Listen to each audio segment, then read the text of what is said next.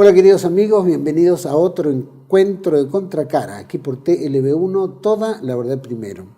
Gracias a los que nos siguen, nos difunden, nos acompañan, los que económicamente colaboran con TLB1 en estos 11 años, va todo nuestro agradecimiento. Por supuesto, invitamos a muchos que nos acompañen para que TLB1 siga en el aire y siga transmitiendo y llevándoles a todos ustedes, como siempre decimos, toda la verdad.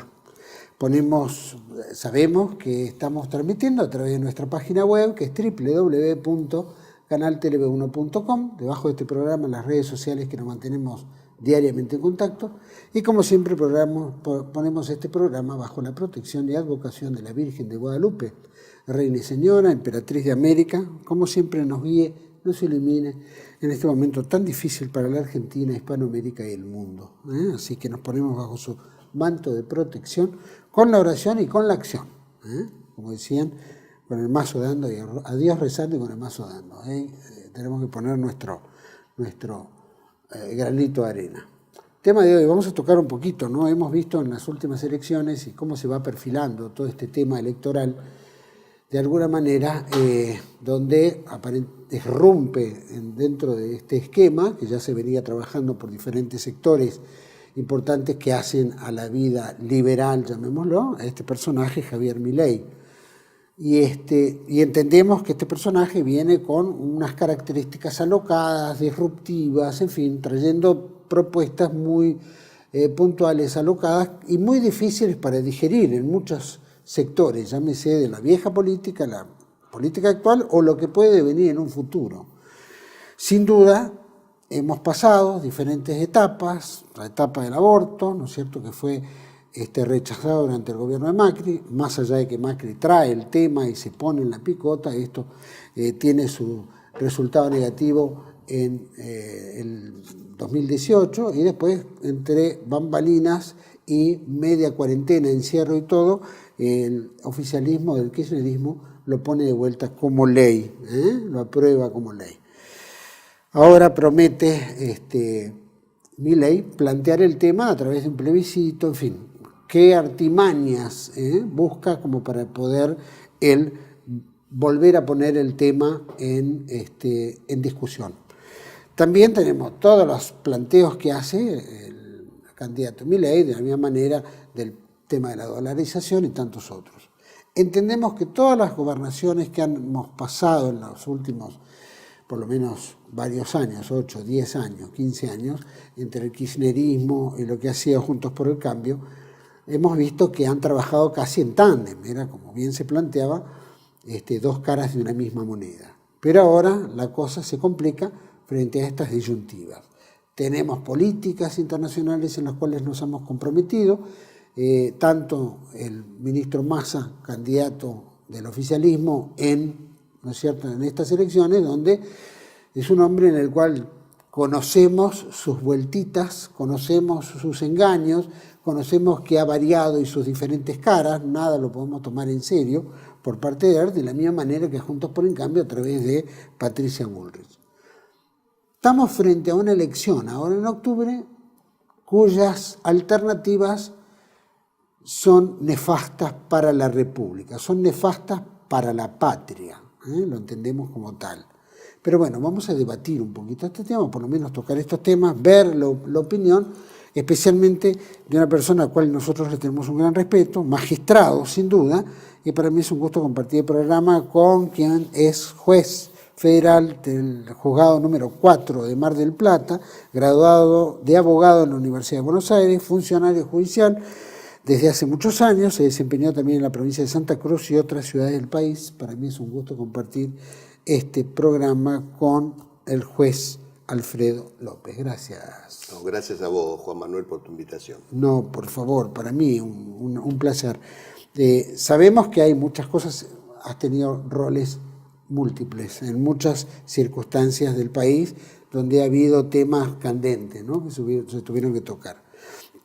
Sabemos que uno de los temas que has tenido un gran protagonismo, por lo menos has plantado bandera muy claramente en el tema del aborto, ¿no es cierto? Y ahora tenemos frente a nosotros 3 candidatos, uno que ya seguiría con el aborto como ley, ¿no es cierto?, el caso de Massa, tenemos el planteo de Patricia Bullrich, que también de alguna manera lo ha aprobado o han tenido apoyo en la Cámara por Juntos por el Cambio.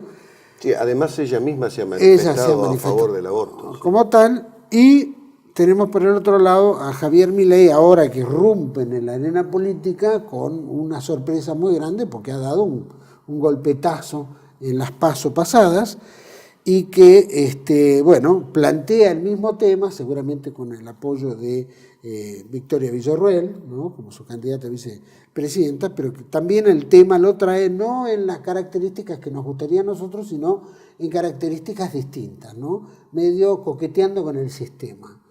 ¿Cómo ves ese tema? ¿Cómo ves? ¿Hay una seriedad? ¿Hay un camino cierto en esto? ¿Es la legitimidad un plebiscito? ¿Se puede poner la vida del niño en un plebiscito? A ver qué opina la mayoría. ¿O esto tiene que ser una responsabilidad como la Constitución dicta, ¿no? Sí, aquí habría que hacer también algunas precisiones.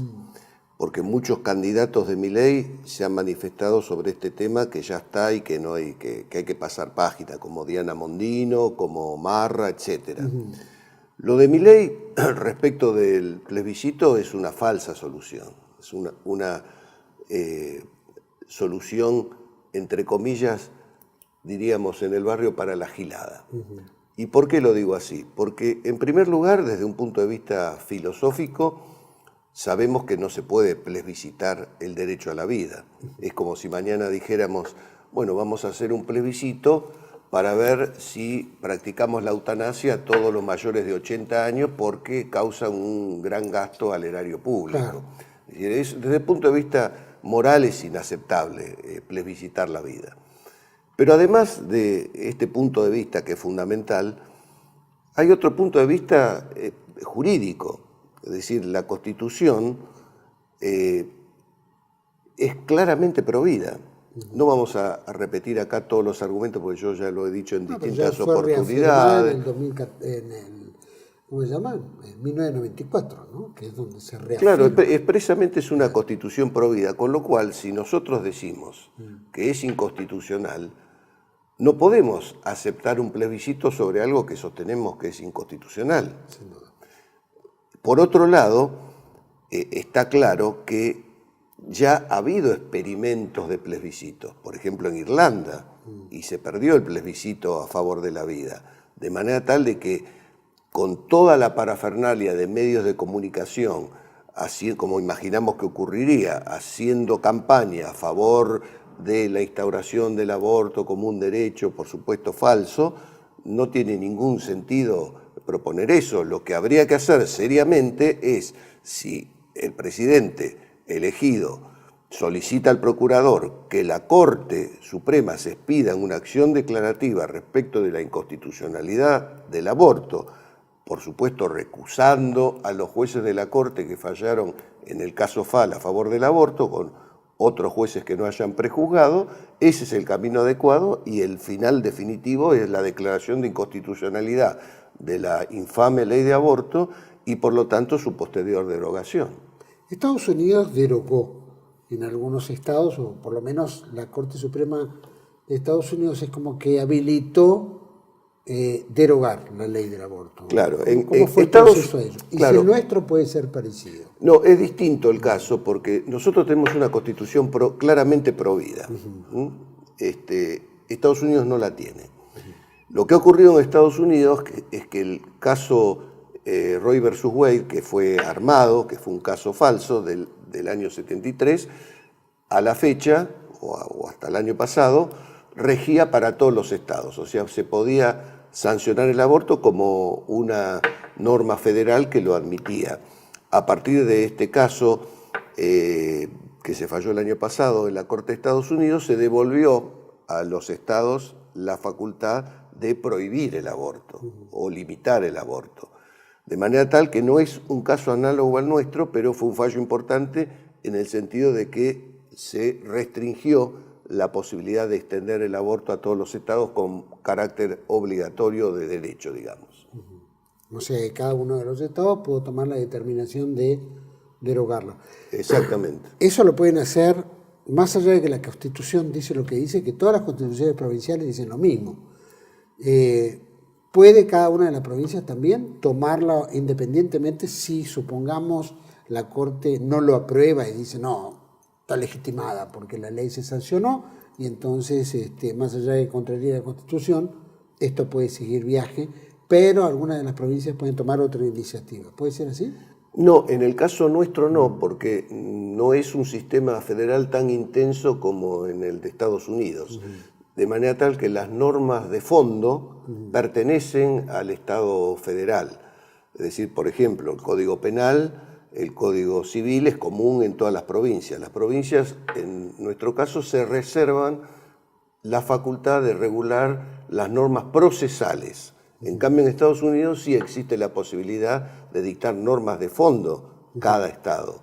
De manera tal que en el caso nuestro, declarada la inconstitucionalidad como corresponde de la ley del aborto por la Corte, deberían acatarlo automáticamente todas las provincias que componen la nación. ¿Eso es por pedido político o tiene que haber un proceso judicial el cual llegue a la Corte y la Corte lo determine? No, si es el gobierno, a través del procurador lo puede pedir directamente a la Corte. Bueno, esto es por lo menos un aviso para el gobierno del que venga que pueda llegar a hacerlo si le interesa la vida, por supuesto. Ahora, ¿cómo se puede compatibilizar un personaje que dice, bueno, yo defiendo la vida, etcétera, pero en su mentalidad privatista, como es el caso de Milei, diga, no, la venta de órganos de un niño es legítima, es una actividad que puede desarrollarse como quien vende, ¿no es cierto?, o produce un producto y lo vende. Sí, bueno, esto se enmarca dentro de la concepción de este personaje, ¿no es cierto? Porque hay que aclarar que él viene de una idea muy cerrada ideológica de la denominada escuela austríaca, de Milton Friedman hijo, de Rothbard, etcétera, y dentro de esa escuela se considera en una absoluta infamia que el hombre puede disponer absolutamente de su cuerpo y puede vender sus órganos, incluso más. Rothbard dice específicamente que los padres no tienen ni siquiera la obligación de alimentar a sus hijos, porque eso es una carga que le limita su propia libertad. De allí que Milei también ha dicho que era debatible el tema de vender a los hijos, ¿no es cierto? Que él no lo haría, pero que los demás podrían hacerlo, ¿no es cierto? Esto es un desvarío absoluto que proviene de una ideología totalmente fuera de la realidad y de la naturaleza y del respeto a las normas y a los derechos fundamentales de las personas, ¿no es cierto? Pero reconozco que es coherente. Lo que es extraño es que muchas personas adhieran a estas propuestas, ¿no es cierto? Claro. Hay una parte que él habla, o por lo menos lo entrevistan, sobre el tema de la familia, su relación con el padre, en fin. Él dice esto. Estás peleado con tus viejos vos, ¿no? Yo no hablo con mis progenitores. ¿Le decís así, no le decís padres? No, porque no comparto los valores morales y éticos de ninguno de los dos. Qué fuerte eso. Te puedo Sí, preguntar claro. por qué hicieron, qué valores o...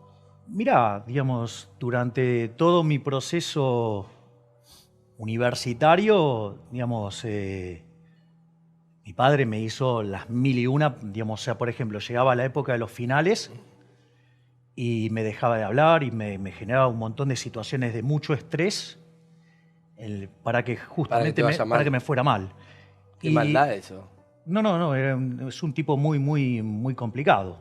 O sea, de hecho es la lógica que él tiene, ¿no? O sea, de darte algo y después, o sea, generarte una situación para que te vaya mal y enrostrártelo que sos un fracasado. Pero eso, vos sabés que para mí eso fue una gran experiencia. Porque vos sabés que Kissinger dice que los mejores momentos son los de crisis porque los cagones se van y los incompetentes se van. Se quedan los que saben y tienen bolas. Y yo, digamos, o sea, puedo estar bajo la máxima presión donde nadie soporta nada y yo resuelvo como si nada, con lo cual, digamos, dentro de todo ese hostigamiento, digamos, o sea... Te fortaleció. Digamos, claro, lo que no te mata te fortalece. ¿Y tu mamá? ¿Y tu mamá? Bueno, digamos, vos sabés que los padres siempre tienen un contrato previo a nuestra existencia. Y ella, digamos... avaló. Obvio, avaló, Okay. claramente. O sea, digamos, entonces... Y, por ejemplo... ¿Cuánto hace que no los ves? Mirá, digamos, no, debe ser como por lo menos 7, 8 años, sí. Si te lo cruzás, ¿qué le dirías? Para mí es como que ya no existen. Okay. O sea, de hecho, a mi hermana le tengo prohibido hablarme de ellos. O sea, Okay. pase Ella lo ve. lo que pase. Ella los ve. Sí, sí, Okay. digamos, ella sigue siendo hostigada por ellos. O sea, pero en el fondo, o sea, mirá, digamos, el que a vos te toque un vínculo sanguíneo, eso es un accidente. Sí. ¿Me entendés? Mi relación con mi abuelastro Te trató mucho era mejor. infinitamente claro. mejor Sí. y contribuyó mucho más A tu educación. a mi formación Sí, sí. por el tipo de interacciones que hacíamos. Está claro, no quiero. La última pregunta te hago, si viene tu viejo y se da cuenta y te pide disculpas. No tengo nada que perdonarlo, ya lo perdoné, o sea, digo, para mí, digamos, no, yo Ok. digamos, no miro para atrás, no hay resentimiento. Siempre para adelante. Pero para mí, digamos, los dos están muertos. Qué fuerte eso que decís. Bueno, acá tenemos este personaje, como bien planteaba, se habla del tema de la familia, se supone un concepto de familia, pero este personaje no tiene ni siquiera el arraigo familiar, no tiene relación con sus padres, dice que no los quiere, que no quiere hablar, que la hermana no puede, le prohíbe a ella hablar y al mismo tiempo está diciendo de que lo perdonó. Entonces, Sí, bueno, ¿qué pasa en la cabeza de este chiquito? muy liberal no es eso de prohibir según su propio criterio, pero son parte de, digamos, de probablemente su historia familiar, que evidentemente no es la mejor, pero lo importante son las consecuencias que tiene su ideología. Hablamos recién de algunas, como la venta de órganos o el debate de la venta de los niños, pero hay otras también muy graves, como por ejemplo la propuesta de la eutanasia, porque cada uno puede hacer con su cuerpo lo que quiere. Es decir, para ser coherentes debiéramos prohibir a los bomberos y a la policía que asista a un potencial suicida porque le está afectando su proyecto de vida, que es matarse, ¿no es cierto? Es un desvarío total. Además propone la liberalización de las drogas, con todo lo que significa en las circunstancias que estamos pasando con los cárteles metidos en nuestro país. En fin, es una serie de desvaríos que yo creo que la gente no ha analizado debidamente, sobre todo me refiero a sectores de la denominada nueva derecha que suelen apoyar este tipo de sujetos, que realmente no tiene ninguna explicación racional ese apoyo. Esa nueva derecha, ¿no es cierto? Bueno, obviamente sabemos que es una derecha liberal, la de este señor, netamente basado en todos los personajes, su admiración a Kissinger, a Margaret Thatcher, en fin, todo lo que de alguna manera nos han hecho mucho daño a los argentinos, ¿no? En diferentes etapas de la historia. Sin embargo, en política, en el mundo liberal, dicen, bueno, hay que ir sobre el menos malo, ¿no? Nunca se vota por lo mejor. Tampoco el abanico de personajes para elegir son lo mejor.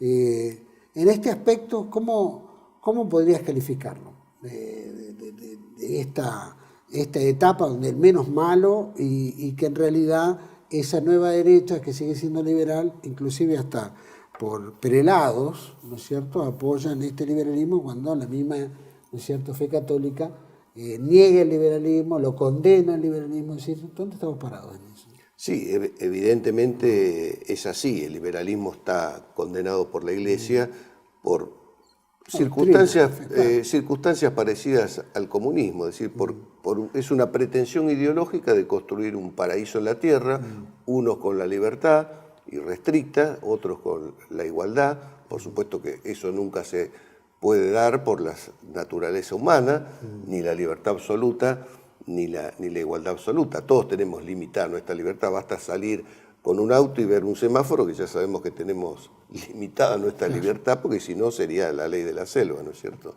Pero sí, este sujeto tiene estos apoyos de esta denominada nueva derecha, que es, digamos, funcional al sistema, porque en definitiva todos están dentro de este sistema. Incluso desde el punto de vista económico, que se habla que hay tantas diferencias, el sector económico que asesora a Milei es el sector que estuvo con Menem, que son de la Fundación Mediterránea, lo mismo que Melconian, que es el que ha propuesto Bullrich como su vocero económico, que dicho sea de paso, hace 2 o 3 meses tuvo una reunión con Cristina Kirchner que supuestamente fue para los dos muy productiva. O sea que hay una falsa dialéctica total. No creo que la opción sea elegir lo menos malo, hay que tratar de elegir lo bueno. Y si no hay nada bueno para elegir, habrá que hacer otra cosa. Yo a los que proponen lo menos malo les diría, bueno, si le dan de comer bosta de caballo, de oveja o de perro, ¿cuál eligen? Yo no elijo ninguna. Sí, bueno, pero en las elecciones te obligan, ¿no? Algo tiene que ser obligatorio, aunque hubo un 40% de abstención. Bueno, yo creo que esa gente eligió justamente, frente al panorama que se nos presenta, o no ir a votar, o impugnar su voto, o votar en blanco. Esa ha sido la verdadera mayoría, porque el porcentaje de votos del cual se habla que sacaron los candidatos no es sobre el 100% del padrón, es sobre el 60% que votaron, de manera tal que, por ejemplo, Milei no tendría el 30%, sino el 20%, y Bullrich y Massa tendrían el 15% aproximadamente. En estas cuestiones, cuando uno ve esta disyuntiva, ¿no? Y vemos el liberalismo por uno, las propuestas que hace Milei, que la verdad no escucho demasiadas propuestas, ¿no? Cada uno dice que cree que puede hacer, que hay que hacer, que usar los militares contra el narcotráfico, lo dice Patricia Bullrich, en fin, Massa puede decir una cosa y desdecirse al mismo tiempo, y Milei que irrumpe, por ejemplo, en tantas cuestiones como, bueno, dice, bueno, vamos a reformar el Estado, y tiene todo el aparato del menemismo, que ya en una oportunidad fue el desguace del país, ¿no? Y que de todas maneras lo vienen acompañando en el área económica y asesorando en muchos otros efectos. Pero al mismo tiempo tiene el apoyo de Mauricio Macri, que parece que fue el recaudador, ¿no?, los principales, que colaboró para que Milei tuviera el dinero suficiente, el apoyo empresarial suficiente como para hacer su campaña. Al mismo tiempo vemos que tiene en su lista personajes que provienen de Massa, que provienen, ¿no es cierto?, del kirchnerismo, que provienen de Juntos por el Cambio. Es decir, es una melange del cual dice la vieja política o la casta política termina utilizando esa misma política dentro de su propia estructura. ¿Cómo se explica eso? Bueno, se explica porque todos forman parte del sistema. El caballito de batalla de Milei es, por ejemplo, la dolarización. Nosotros como Estado Nacional tuvimos alguna vez una moneda fuerte, incluso éramos acreedores de países extranjeros, de manera tal de que no hay que poner el carro delante de los caballos. El problema no es la moneda, el problema ha sido el sistema y la clase política que nos ha llevado al deterioro de nuestra moneda. Pero por otro lado, hay una cuestión jurídica muy importante. La Constitución no permite la dolarización, porque el artículo 75 de la Constitución Nacional prevé que un banco federal será el que establezca la moneda nacional, que fije su valor y además que defienda el valor de la moneda. De manera tal que es absolutamente imposible, y además no olvidemos que el dólar hoy es la moneda del narcotráfico. Fíjate lo que está ocurriendo en Ecuador, por ejemplo, que tiene el país dolarizado y se ha pauperizado y se ha instalado el narcotráfico. Así que además es inconveniente por esta razón. Y por otro lado, no podemos depender no ya de un Estado, sino de un privado, como es la Reserva Federal de los Estados Unidos. Para eso, digamos, suprimamos las instituciones nacionales y pongamos la capital en Washington y terminemos con la clase política y nos hacemos una colonia. Creo que eso sería más coherente que proponer la dolarización. Lo que acabas de decir, la Constitución prohíbe, pero por ejemplo también la prostitución, la prostitución decía, salió eso, acto fallido. También lo dice en defensa de la vida y sin embargo las leyes posteriores contradicen la defensa de la vida. Sí, ¿En este aspecto? Sí, porque evidentemente la clase política no le interesa la Constitución, le interesa permanecer. Y por lo tanto la Constitución es un papel que lo usan declamativamente, pero no lo utilizan cuando se debe utilizar, que es para estos temas importantes. Es funcional a sus intereses y cuando deja de ser funcional no la respetan. Esto ya ha ocurrido, como bien decís, en el caso del aborto y también con el tema de la dolarización, que no se habla de estos temas a nivel periodístico. Inclusive uno de los adláteres de Milei, que es Ocampo, que hace un año o dos atrás estaba en contra de la dolarización, hoy la propone. Es decir, no hay una coherencia con esto, es, digamos, más humo. Ahora, él se plantea como un gran privatista y dice hay que hacer una reforma del Estado, suprimir ministerios, el CONICET, ¿no es cierto?, diferentes organismos, de los cuales yo creo que estoy de acuerdo. Muchos habría que suprimirlo porque la verdad que no cumplen ninguna función y son parte de la política, ¿no?, que se viene dando de esta globalización o Agenda 2030, ¿no? Pero de alguna manera él plantea romper con todo eso, eliminarlos, pero al mismo tiempo implica un gran conflicto. No cabe la menor duda que esto beneficia a algunos sectores y que un cambio por el estilo podría generar un conflicto mucho mayor. Para lograr eso, él plantea la dolarización, más o menos como el menemismo planteaba la dolarización, después de una hiperinflación con Alfonsín, y ese 1 a 1 le daba tranquilidad al argentino, creía que era opulento, que podía viajar, comprar, etc., ¿no? Y eso implicó la reforma del Estado, implicó la importación, el quiebre de tantas empresas locales, el desempleo de mucha gente y la venta del patrimonio, o por lo menos la concesión del patrimonio en manos extranjeras. Esto frente a la disyuntiva de una inflación tremenda en la que vivimos, las circunstancias en las que estamos, ¿vos crees que Milei está utilizando la misma dialéctica que se utilizó en el menemismo para terminar de vender las joyas del Estado, de lo que quede del Estado, terminar de privatizar y después que quede a la buena de Dios todo el resto? Sí, evidentemente que sí, porque acá tenemos que aclarar las cosas. Milei dice que el Estado es una asociación ilícita. Qué raro que se plantea, y habla incluso, claro, va a dirigir una asociación ilícita, se presenta de candidato para dirigir una asociación ilícita. Y es más, ha dicho que prefiere la mafia, que la mafia tiene códigos que no tienen el Estado. Esa es una primera incongruencia. Sin embargo, él propone a través del Estado, por ejemplo, llevar la embajada argentina de Tel Aviv a Jerusalén. Ya sabemos lo que significó en la época de Menem, hablando de esa época, llevar la flota al Golfo y los atentados que tuvimos. Es decir, como si no tuviéramos problemas en la Argentina para importarnos problemas desde el exterior, ¿no es cierto? Por otro lado, siguiendo toda la propuesta que hace Milei, no resiste menor análisis, porque el problema no es el Estado.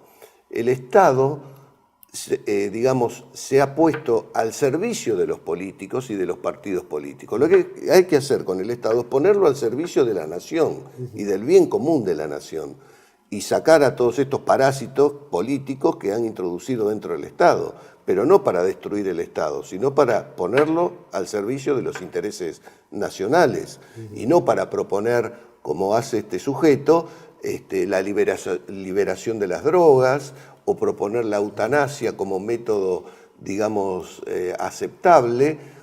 Evidentemente todas estas cuestiones forman parte también de la Agenda 2030 que él supuestamente dice estar en contra.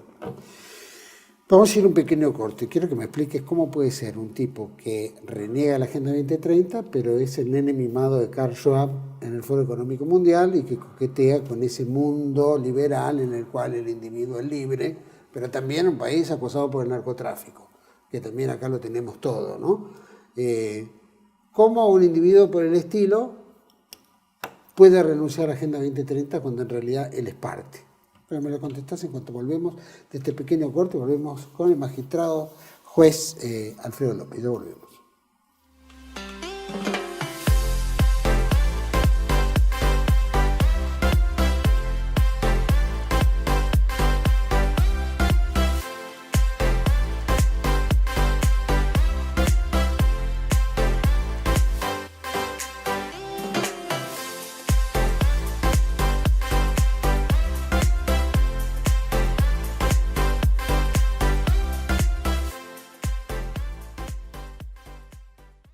Bienvenidos a CEPA, Centro de Estudios del Pensamiento Americano.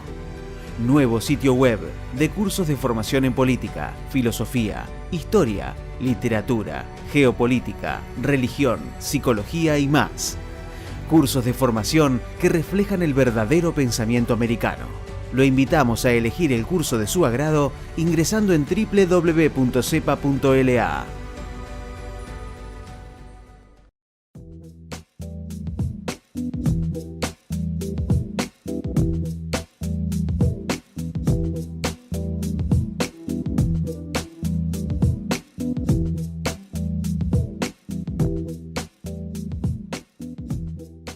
Decir siempre la verdad primero tiene un precio.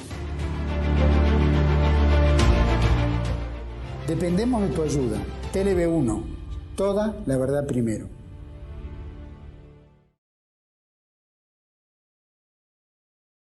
Bueno, estamos de vuelta en este segundo bloque con el magistrado Alfredo López, juez del Federal del Juzgado número 4 de Mar del Plata. Había quedado, Alfredo, en este tema, ¿no? Un poco Milei habla de, ¿no es cierto?, de este mundo que no está ligado a la Agenda 2030, pero ha coqueteado en el Foro Económico Mundial, está rodeado y acosado, no le digamos acosado, sino que él está de acuerdo, ¿no?, con muchas políticas internacionales dentro de lo que es el mundo liberal capitalista. Ahora, ¿cómo puede ser renunciar a una agenda, o decir renunciar a una agenda, defender la libertad, cuando en realidad estos poderes nos quieren encorsetar dentro de 17 puntos que fueron establecidos por Naciones Unidas, etcétera, ¿no? Todos estos organismos que conforman la Agenda 2030, que de alguna manera ponen todos los límites, que no hay libertad para el individuo, sino que tiene que cumplir eso. ¿Qué faceta es esta de la libertad, si en realidad está atado a ese, llamémoslo, a ese estilo, ¿no es cierto?, neomarxista, donde el individuo es un esclavo? Pasa a ser un esclavo inexistente o descartable. Sí, tal cual. Yo creo que volviendo a lo que comentábamos recién, hay propuestas que son emanadas de la Agenda 2030 que las está exponiendo Milei actualmente.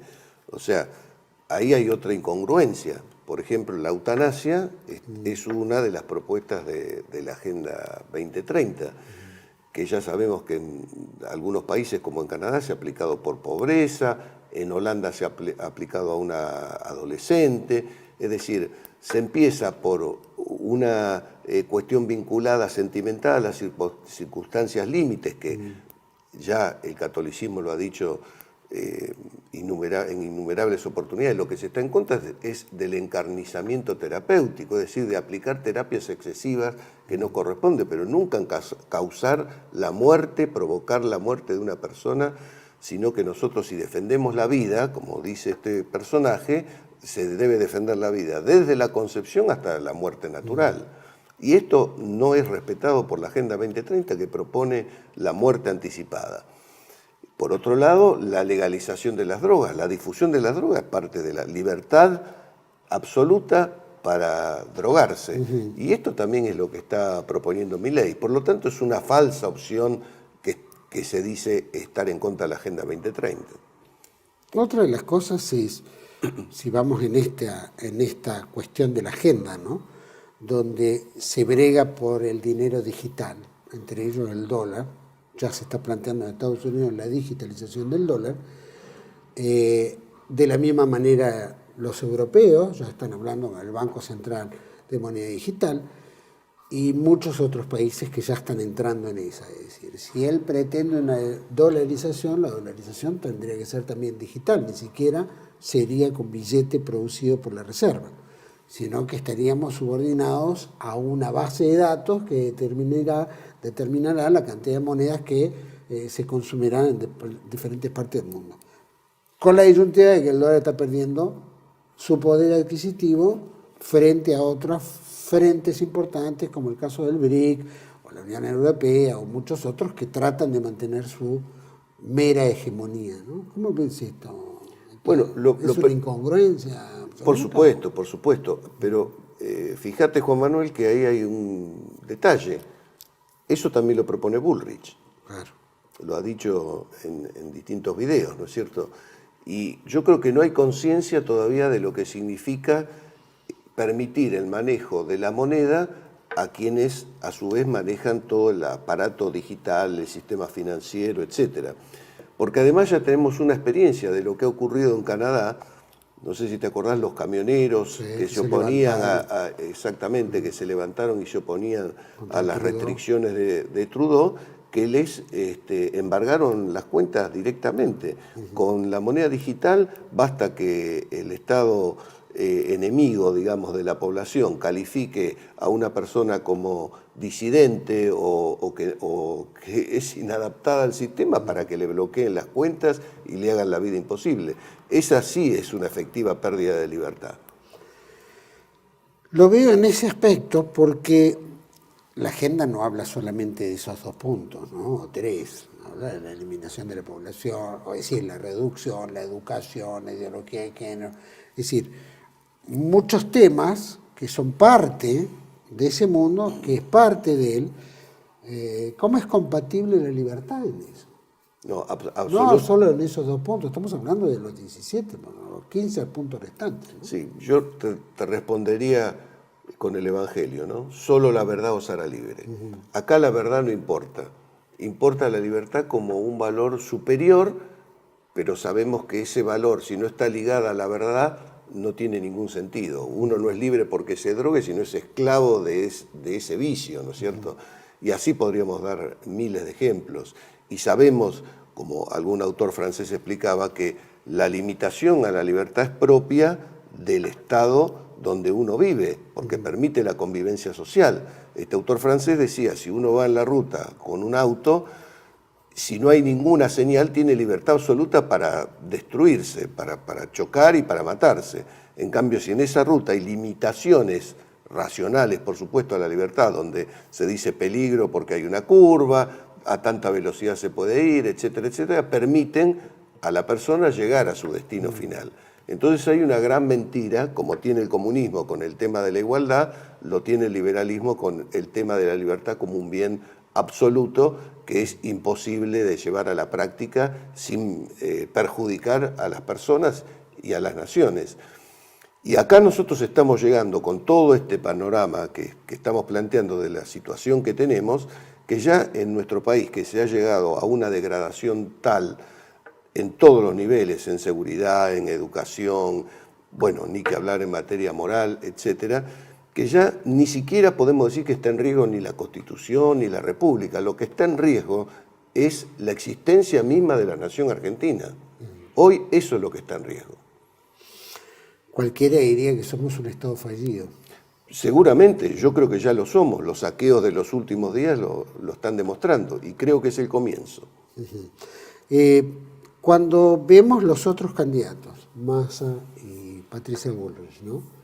Y vemos que hay un Massa, candidato a presidente, que no puede controlar la economía, que está subordinado al Banco Mundial, al Fondo Monetario, etcétera, a estas directrices que bajan y que él no puede ni siquiera controlarlo, que el crecimiento de la pobreza ha sido extrema, que el dólar ha saltado casi el 50%, y de repente vemos una Patricia Bullrich también que ha sido parte de decir, no, el hombre no es libre, y recordemos en la época de la cuarentena, que decía, ¿por qué no entran casa por casa, ¿no es cierto?, a vacunar, frente a la libertad que tiene el individuo de querer o no inocularse, ¿no?, pincharse, vamos a decir la palabra, para evitar censuras, pero algo por el estilo. Es decir, encontramos también ámbitos políticos donde vemos un gran sionismo general, en el fondo, porque todos se subordinan a esto, pero por diferentes lados es como que está todo preparado para que este personaje, Milei, sea el elegido. Sí, aparentemente... Todos hacen las cosas mal a propósito, pareciera, ¿no? Sí, pareciera, pero, a ver, de Massa casi no vale la pena ni hablar, porque es un sujeto al cual no se le puede creer absolutamente nada. Pero si tomamos el caso de Bullrich, bueno, el caso de Massa, recordemos que viene de la UCD, o sea, el representante... por todos lados. Claro, pero sus comienzos fueron en la UCD de Alzogaray. O sea, ese es el representante de la izquierda peronista, digamos, hoy. Y el representante de la derecha es una ex montonera, o sea, es un chiste, ¿no es cierto? Que pasó por diversos partidos, como sabemos que son innumerables hasta para Igual recordarlo. Tal Igual cual, exactamente. Y por lo tanto no hay diferencias sustanciales, porque nadie propone la solución para la Argentina, que es volver a los valores tradicionales que la hicieron en algún momento grande, es decir, la defensa de Dios, de la patria y de la familia. Bueno, ninguno está en esa. Y todos están consustanciados, en el fondo, con la Agenda 2030. Absolutamente. Pregunto, en el caso de declararse un nuevo encierro, que ya se está hablando, ¿no? Nuevamente, que aparecen otras variantes de un virus y que, bueno, todo esto ya venía relojeándose de antes, ¿no? Donde el uso de la mascarilla, el distanciamiento, el encierro y después el pinchazo como elemento, pero tantos otros que enriquecieron a un sector que es todo el farmacéutico, ¿no? El de los laboratorios. Pero que todo se atentó contra la libertad del individuo. ¿Cómo ves el comportamiento de cada uno en esa libertad frente a esto que también se firmó ceder la soberanía, ¿no? En Suiza, con la Organización Mundial de la Salud, donde Argentina se subordina en caso de declararse pandemia, en fin, y como muchos países, ¿no? Menos los africanos, asiáticos, el BRIC y otros. ¿Cuál sería el mayor... ¿Cómo jugaría la libertad ahí? Que están pregonando de alguna manera los tres, directa o indirectamente, pero que después sabemos que esto no es factible. Pero además los vimos en la pandemia actuar a los tres. Y los tres coincidieron en el encierro y en la vacunación masiva sin ningún estudio, ni límite, etcétera, etcétera. Como vos decías, hasta Burri, que decía casa por casa, había que ir y buscarlo, ¿no es cierto? Pero también Milei y también más. O sea, ya los vimos actuar. Yo creo que la población, por supuesto, frente a una circunstancia como esa, no puede confiar en estos dirigentes. Tiene que plantarse y resistir. Y no una resistencia pasiva, sino una resistencia activa, militante. Porque esa resistencia es lo único que permitirá en algún momento reconquistar la patria. ¿Vos crees el caso de Villarruel tenga un rol importante en la liberación de los presos militares? No, absolutamente que no. Ya se ha expresado diciendo que ella no tiene nada que ver con el tema de los juicios a los militares, que no ha sido abogada, no creo que... Lo ha dicho ella, no tiene ninguna incidencia. Los que creen en eso están equivocados. Bueno, digo porque se corren tantas versiones de que esto es bueno por esto es bueno por lo otro, ¿no? Cada uno tiene... le buscan bondades, pero esas bondades nosotros sabemos en el fondo de que, bueno, nada en política es de verdad, ¿no? Todo es un acomodaticio, es una circunstancia, ¿no?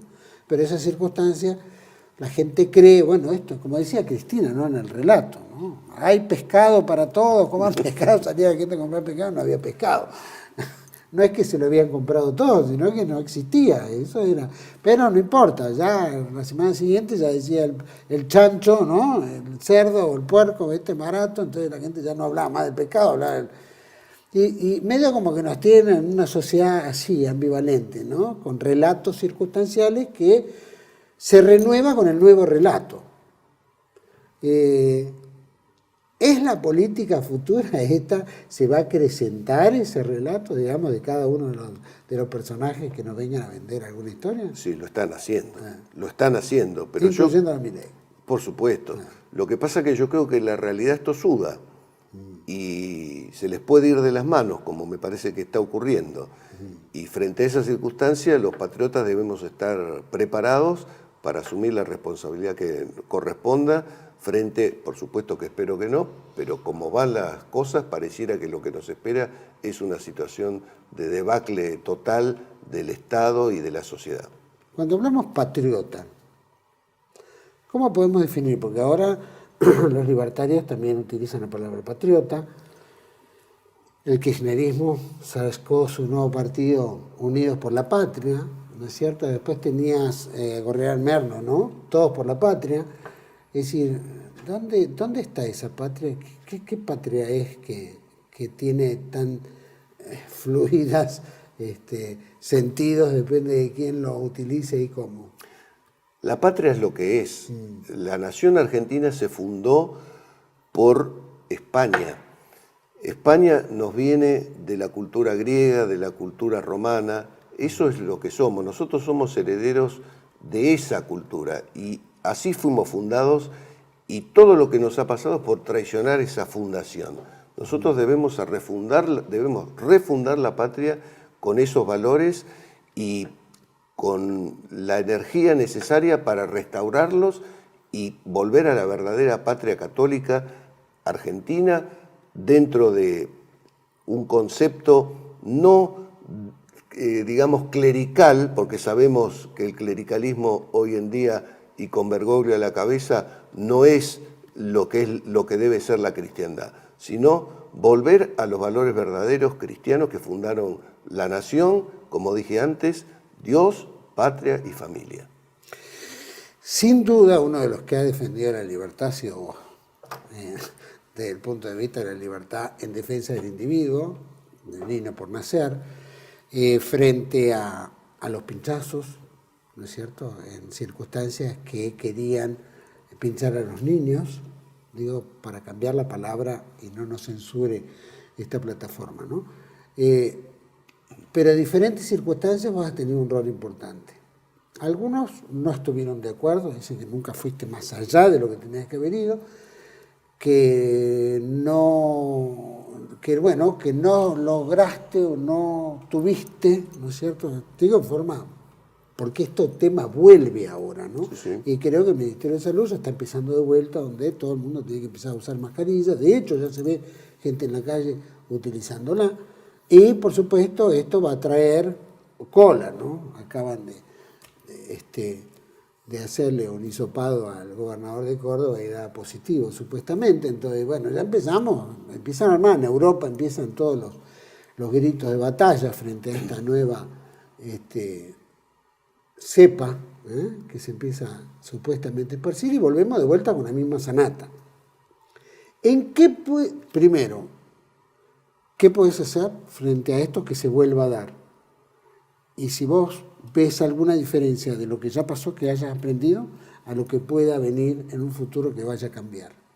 Bueno, yo he resuelto cautelarmente en 2 oportunidades, una en un amparo colectivo, la limitación de la vacunación si no se cumplían con los recaudos del consentimiento debidamente informado, con las consecuencias de los efectos adversos que tenía la vacunación. Eso fue revocado por la Cámara. Esto va para los que dicen que no hice más.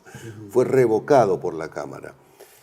Posteriormente yo resolví otra medida cautelar en relación a los niños, obligando al Estado a que para poder vacunar a los niños se exigiera un certificado médico de un pediatra que determinara si se podía vacunar de acuerdo a la patología y con los efectos adversos y contraindicaciones que tienen las vacunas, y eso también fue revocado por la Cámara Federal. De manera tal que mi conciencia está tranquila en cuanto que yo he hecho todo lo posible y más frente a una Cámara que sistemáticamente ha revocado las resoluciones en esta materia.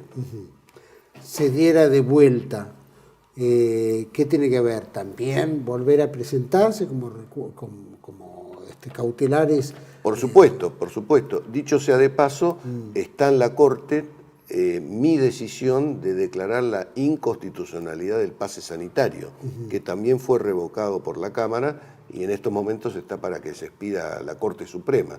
Pero yo creo que he demostrado coherencia en cuanto a las distintas decisiones judiciales, sobre todo a partir del denominado pase sanitario, que yo lo declaré, como digo, inconstitucional. La justicia, hoy en la Argentina está tan en duda como tantas cosas, ¿no? Y la libertad del individuo, vemos que cada vez, aunque la pregonen, cada vez está más cercenada. Y lo que viene en el tiempo, lo veo muy difícil. Es decir, en las circunstancias que estamos, frente a la política que se puede dar, frente a si gane uno u otro, nada puede garantizar una pacificación, ¿no? Es muy probable que haya conflictos, si gana uno haya conflictos, si gana el otro haya conflictos, se prepare el conflicto de acá. ¿Qué rol tiene la justicia en esto? Bueno, la justicia tiene un rol de resolver justamente los conflictos. El tema es que esto ya no es una cuestión de conflictos parciales, para eso está diseñada la justicia, para dirimir conflictos entre el Estado y particulares, entre particulares entre sí, municipios, provincias, etc. Pero acá estamos hablando de una escala distinta. Es decir, ya cuando se pasa de una escala normal, ordinaria, en cuanto al delito o en cuanto a la afectación a la libertad, a la salud, ya estamos en un problema político, no un problema judicial, porque los jueces pueden resolver para los casos concretos, y si bien hay acciones colectivas, que yo también me ha tocado resolver en acciones colectivas, no son los que diseñan la política pública del Estado. Esto lo hace el Poder Ejecutivo y el Poder Legislativo, de manera tal de que el rol de la justicia sí es limitar los abusos, pero no puede establecer las directivas, que eso corresponde a los otros poderes del Estado. Sin embargo, es importante la actuación judicial en cuanto al carácter docente que debe brindar respecto de qué es lo que está bien, qué es lo que está mal, cuáles son los abusos para limitar, digamos, estas facultades. Pero yo creo que el problema es tan vasto que no es un tema, digamos, que pueda solucionar la justicia. La justicia cumple un rol, pero el rol de fijar la política pública corresponde, como dije antes, al Poder Ejecutivo y el Legislativo. Sin duda, hay mucha bronca en muchos lados, y esto para ir cerrando, ¿no? Mucha bronca en muchos lados, y entendemos que si se proyectara una diferencia amplia por parte del candidato libertario en las presidenciales próximas, puede acelerar el conflicto hasta que asuma el mando. Si entrara en un balotaje con alguno de los dos componentes, de los cuales creo que el más potable, el más factible sea Massa, ¿no? Pues Juntos por el Cambio no está logrando el número suficiente como para tener presencia, también llevaría algún conflicto hasta que se dirime uno de los dos, y después la asunción del mando. Es decir, esto pinta como un conflicto en puerta, inevitable, en un corto plazo o en un poquito más largo ¿no es cierto?, del mediano corto plazo, plazo. sí. Ni siquiera mediano, ¿no? Sí. ¿Qué rol podría tener un juez en unas circunstancias por el estilo cuando se desmadre el sistema? Bueno, un poco está relacionado con la respuesta anterior. Sí, si el sistema se desmadra absolutamente, ya, digamos, no excede... No hay competencia ni de la Corte ni de la Justicia. No, hay una competencia relativa a cuestiones puntuales, como puede ser un tema de seguridad, un tema de educación, el tema del encierro, hablando de la Agenda 2030, pero el tema macro, digamos, lo que se viene acá es muy grave y muy hondo y peligroso. Por eso digo que excede a las facultades propias de la jurisdicción que un juez tiene para resolver casos concretos, ¿no es cierto? Es decir, muchas veces se habla, bueno, los jueces y la seguridad. Sabemos que dentro de la justicia hay una infiltración a través de justicia legítima, de Zaffaroni, etcétera, de todos estos criterios de que el delincuente es víctima de la sociedad, etcétera, etcétera. Dicho sea de paso, Bergoglio lo ha nombrado ahora a Zaffaroni dentro del Vaticano, ¿no es cierto? De manera tal de que hay una responsabilidad de ese sector, pero respecto de la seguridad en general es previa por parte del poder político. ¿Por qué?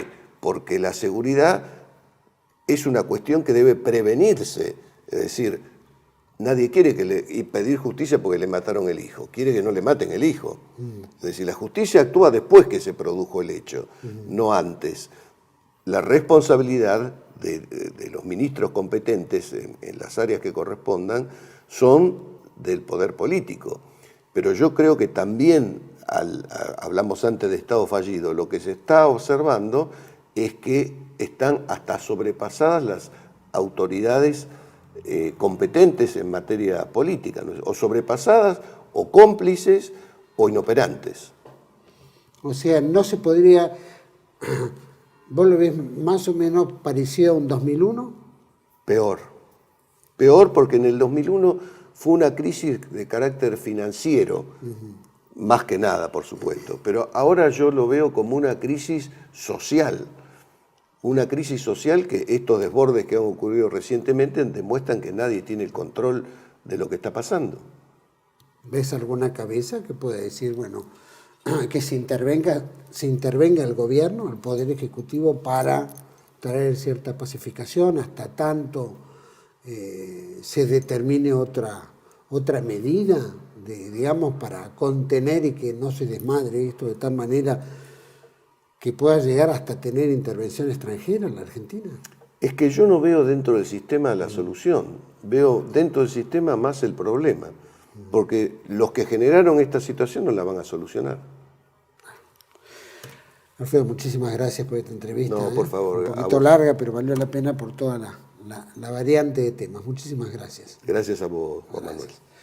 Bueno, a todos ustedes, obviamente todo lo que estamos viviendo es un tema complicado, ¿no? Lo que vamos a vivir, lo que estamos viviendo, ¿no? Cuando se habla de la libertad, de la moneda, bueno, salimos de una libertad de una propia moneda para terminar esclavos de una moneda extranjera. Hablar de la libertad de varios sectores, cuál es la libertad, cómo se entiende la libertad, cuáles son los sectores de la libertad, los libertarios, ¿no? La postura que tienen algunos sectores, especialmente la nueva derecha y la vieja derecha, ¿no?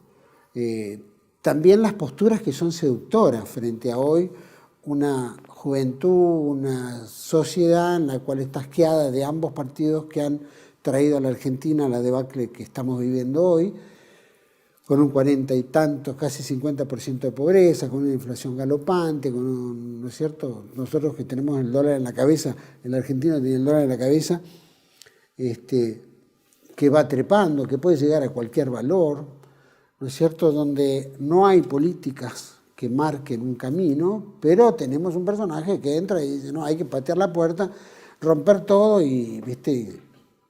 Y eso también trae un gran conflicto de los heridos, los que están, los que van a quedar sin trabajo, en fin. Y todo este conflicto que está ahí en puerta, es un conflicto en puerta. Argentina puede vivir una guerra civil, puede tener una guerra civil, estimulada por muchos sectores, a todos les conviene, en parte. Pero es posible una guerra civil, porque no vemos ni siquiera en el posible candidato a ganar, que tenga una forma pacífica de hablar, sino que es disruptivo, es gritón, es patear el tablero. Y si la idea es dolarizar frente a este mundo digital que vamos a vivir, que vamos a estar cada vez más controlados, y que ya están hablando de que es un hecho prácticamente consumado y que lo vamos a ver dentro de muy poco tiempo, hablan de octubre, etcétera, y tantos otros meses pueden posponerse, pero esto es casi, digamos, irreversible, me hace sonar a la vieja política del menemismo, que para poder convencer y vender el patrimonio nacional y hacer la reforma del Estado era dolarizar y que la gente se sintiera que tenía plata en el bolsillo y que podía viajar, ¿no es cierto?, y darse lujos en un país que estaba en quiebra, venía de la hiperinflación de Alfonsín. Sin embargo, fue tentada la gente, por priorizar su estándar económico, podía vender y entregarse el patrimonio nacional a empresas extranjeras, como están dueñas prácticamente hoy de todo, la minera, la producción en general, en fin, los grandes monopolios, ¿no?, que tenemos acá, que son de los poderes internacionales.